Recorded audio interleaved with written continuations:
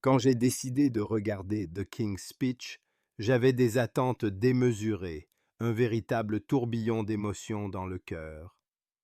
Loin d'être simplement un film sur un roi, il était pour moi une promesse d'explorer les profondeurs de l'âme humaine, la lutte contre ses démons intérieurs et la quête de l'acceptation. Je me suis préparé à ressentir la tension palpable d'un homme écrasé sous le poids de l'héritage, la douleur poignante d'un roi qui ne voulait pas régner, et la beauté réconfortante de l'amitié et de la compréhension. Dès les premières images, j'ai été plongé dans une atmosphère irréelle, une sorte de mélancolie empreinte de noblesse. Les décors majestueux de Buckingham Palace, avec leurs dorures et leurs tapis moelleux, contrastent violemment avec l'angoisse intérieure du prince Albert, incarné par le talentueux Colin Firth. Ce dernier, avec sa voix tremblante et ses gestes hésitants, parvient à transmettre un tel tourment que mon cœur se serrait à chaque scène. L'atmosphère du film oscillait entre le désespoir et une lueur d'espoir, entre l'incertitude et la détermination. Chaque mot prononcé, chaque silence chargé de tension m'atteignait en plein cœur, comme si j'étais moi-même confronté à cette lutte pour communiquer, pour exister au-delà des attentes et des pressions sociales. Au centre de cette tourmente émotionnelle, on découvre le personnage de Lionel Logg, brillamment interprété par Geoffrey Rush, qui devient bien plus qu'un simple orthophoniste. Il incarne un ami, un guide, une bouée de sauvetage pour ce roi en détresse. Lionel, avec son approche excentrique de la thérapie, apporte à l'histoire une touche d'humanité et de chaleur. Sa présence lumineuse dans un monde souvent sombre est une véritable bouffée d'air frais. Chaque interaction entre Lionel et Albert est chargée de tension, d'une intimité qui transcende les barrières des statuts sociaux et des protocoles royaux. Je ne pouvais m'empêcher de pleurer en voyant leur relation évoluer, tant elle était empreinte de fragilité et de force à la fois. La manière dont Lionel parvient à voir au-delà des failles d'Albert, à comprendre sa souffrance, est d'une beauté émouvante qui me bouleversait à chaque instant. Et puis, il y a Élisabeth, la reine, jouée avec tant de finesse par Helena Bonham Carter. Elle représente le pilier de soutien dans cette tourmente. Son amour et sa patience face aux difficultés de son époux sont extraordinaires. Elle est le symbole de la force tranquille, de l'espoir inébranlable. Mon cœur se serrait à chaque fois qu'elle prenait la parole, que ce soit pour encourager Albert ou pour lui rappeler qu'il n'était pas seul dans ce combat. À ses côtés, je ressentais son angoisse, son désespoir face à la souffrance de l'homme qu'elle aime. Chaque larme, chaque regard échangé entre eux est une danse délicate de l'émotion humaine, un écho de la vulnérabilité que nous portons tous en nous. L'ensemble du film est une véritable exploration des émotions humaines, une plongée dans la complexité de relations interpersonnelles. Les personnages principaux, Colin Firth, Geoffrey Rush et Helena Bonham Carter, se croisent dans un ballet d'épreuves et de réconciliation. Leurs interactions sont le reflet de la fragilité de l'âme humaine, mettant en avant cette lutte universelle pour surmonter nos propres limitations. Mon cœur battait ainsi à chaque scène, à chaque éclat de voix, à chaque moment de silence lourd de sens. L'angoisse de ne pas être entendu, de ne pas être compris, résonnait en moi comme un cri muet. La musique, oh la musique! Elle s'entremêlait avec les émotions des personnages, accentuant le drame que je vivais à travers eux. Les notes s'élevaient, s'intensifiaient et retombaient, tout comme les espoirs et les désillusions d'Albert. Je me sentais emporté par cette mélodie, comme si chaque note était une larme versée, une souffrance partagée. Les compositions de Alexandre Desplat soulignent magnifiquement la tension narrative, et ma sensibilité était à fleur de peau, chaque crescendo me faisant frémir, chaque note douce me réconfortant dans la douleur. Je me rappelle avoir eu du mal à respirer dans certaines scènes, tant l'intensité des émotions était forte. Lorsque Albert affrontait son plus grand défi, sa première allocution en tant que roi face à une nation blessée par la guerre, je n'ai pu retenir mes larmes. La souffrance qu'il ressentait, cette peur paralysante de ne pas être à la hauteur, m'atteignait au plus profond de moi. Je me voyais en lui, en proie à mes propres luttes, et son courage m'inspirait tant qu'il me faisait pleurer encore plus. Chaque bégaiement, chaque souffle laborieux devenait une victoire, une affirmation de soi. Ce film est bien plus qu'un simple récit historique. Il est un hommage à la résilience humaine, une ode à la capacité de surmonter nos peurs les plus profondes. En plongeant dans l'univers du prince Albert, j'ai découvert un pan de moi-même que je ne connaissais pas. Les défis qu'il affrontait résonnaient douloureusement en moi, me rappelant mes propres combats quotidiens. Chaque crise de larmes, chaque éclat de rire partagé avec Lionel, chaque regard complice avec Élisabeth était une catharsis, une libération d'émotions longtemps contenues. En conclusion, The King's Speech m'a profondément touché. Il a réveillé en moi des émotions enfouies. J'ai pleuré, ri, souffert et jubilé avec ces personnages, et chaque moment passé à leur côté a été une leçon de vie. Colin Firth, Geoffrey Rush et Helena Bonham Carter, avec leurs performances éblouissantes, ont créé une expérience cinématographique inoubliable qui restera gravée dans mon cœur. Ce film est un chef-d'œuvre qui transcende le simple divertissement pour devenir une exploration poignante de la condition humaine.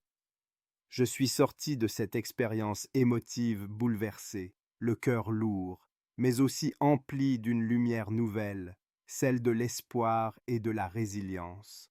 Oh, quelle douleur exquise de suivre l'histoire de George VI, ce prince accablé par ses propres démons, un homme pris dans les filets de la honte et de la peur.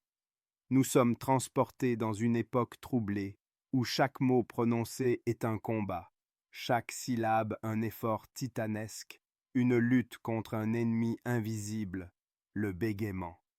Mon cœur se serre à chaque scène, en pensant à cet homme qui doit porter le poids d'une nation tout en luttant contre ses propres incertitudes. Dès le départ, nous ressentons la profonde solitude de Bertie, comme on l'appelle affectueusement. Il se tient dans l'ombre de son frère, l'étincelant Édouard, qui brille de mille feux, mais laisse Bertie souffrir dans le morne silence de l'incompréhension. Chaque moment où il monte sur scène pour prendre la parole est un véritable défi, une épreuve qui le plonge dans la souffrance. Oh, comme j'ai pleuré lorsqu'il se tenait là, tremblant, essayant désespérément de maîtriser son souffle, chaque mot s'échappant de sa bouche comme s'il devait arracher un morceau de son âme. C'était un cri silencieux, un appel à l'aide que chaque spectateur pouvait ressentir au plus profond de son être. L'arrivée de Lionel Logue, l'orthophoniste audacieux, est comme un souffle nouveau dans cette atmosphère suffocante. C'est un homme excentrique, oui, mais aussi profondément humain, et sa méthode peu conventionnelle fait trembler les fondations du monde bien rangé de Bertie. Je me souviens encore des premières séances où Lionel le provoque, l'obligeant à affronter ses peurs avec une audace presque insupportable. Oh, comme j'ai saigné en voyant Bertie se dévoiler, exposant ses faiblesses avec une vulnérabilité désarmante.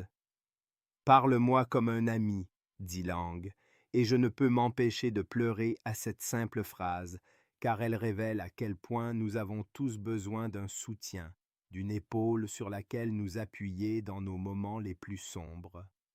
Les séances de Lionel sont marquées par des scènes marquantes d'une intensité bouleversante.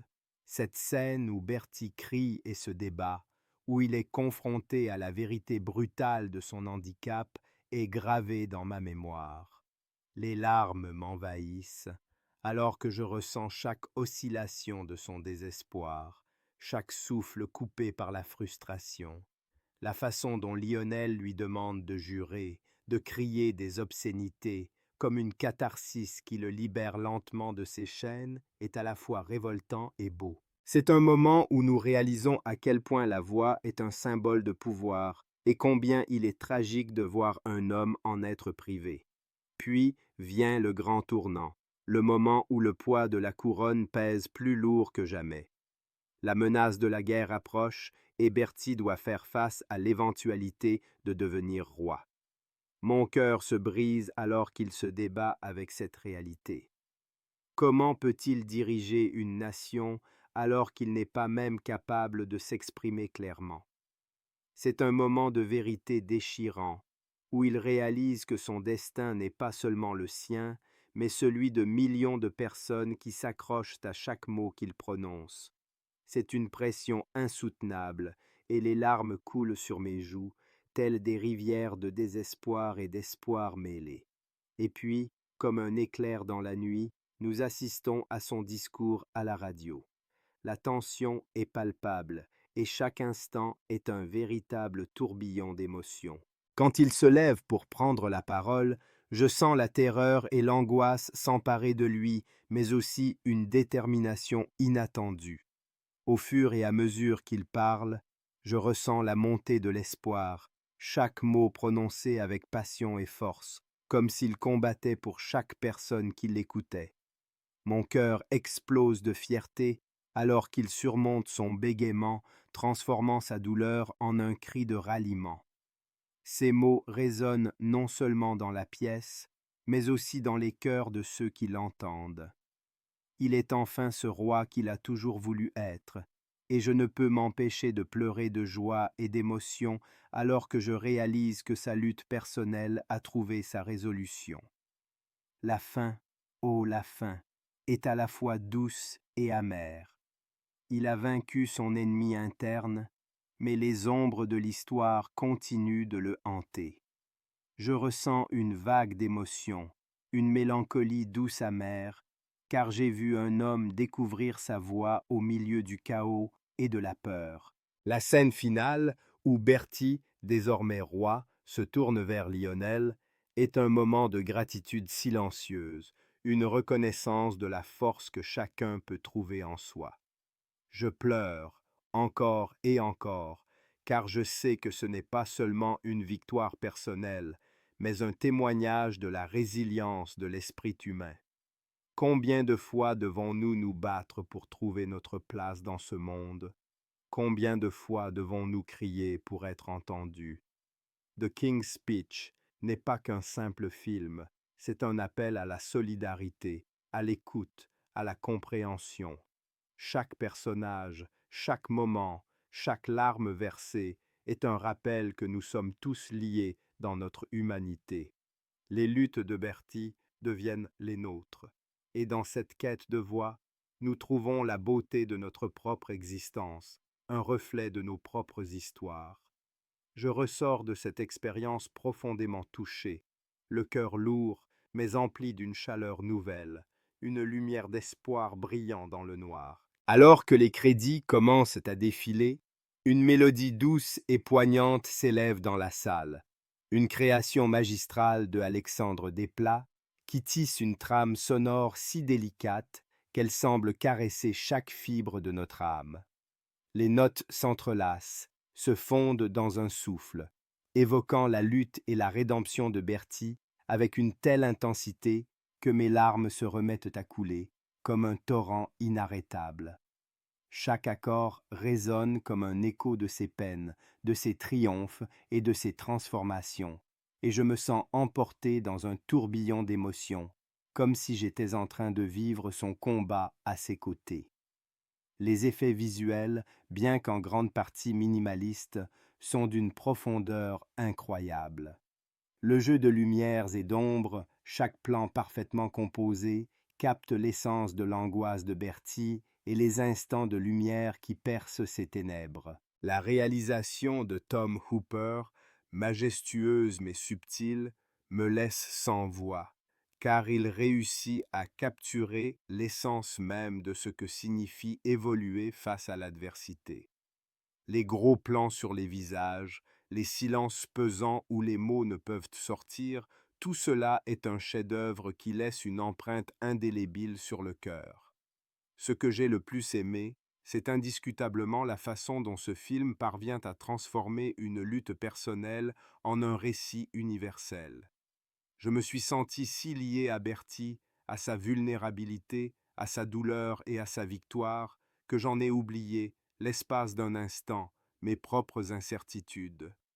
Cependant, je dois admettre qu'il y a des moments qui frôlent l'absurde, comme lorsque le professeur Lionel Logg semble parfois trop excentrique dans ses méthodes, un mélange de comédie et de sérieux qui fait vaciller le fil de la réalité. Mais peut-être est-ce là où réside la beauté de ce film, dans cette oscillation entre la gravité de la lutte et les légèretés de l'humanité. En conclusion, The King's Speech n'est pas qu'un film, c'est une véritable catharsis. C'est un cri silencieux, un murmure d'espoir qui résonne profondément en nous. Ce film est une ode à la résilience, à la puissance des mots et à l'amour qui sauve. Je ressors de cette expérience non seulement ébranlé, mais aussi éclairé. Une flamme d'empathie brûle en moi, me rappelant à chaque instant que, face à nos propres batailles, il y a toujours cette possibilité de vaincre, de s'élever et de faire entendre notre voix. C'est une célébration de l'esprit humain, de ses luttes et de ses triomphes, une symphonie d'émotions qui, à chaque visionnage, sera gravée dans ma mémoire et mon cœur.